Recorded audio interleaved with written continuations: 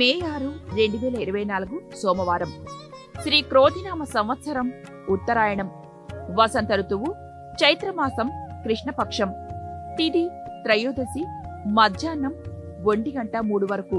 తదుపరి చతుర్దశి. నక్షత్రం రేవతి సాయంత్రం 4:31 వరకు. తదుపరి అశ్విని. యోగం ప్రీతి. కరణం వణిజ. సూర్యరాశి మేషం. చంద్రరాశి మీనం.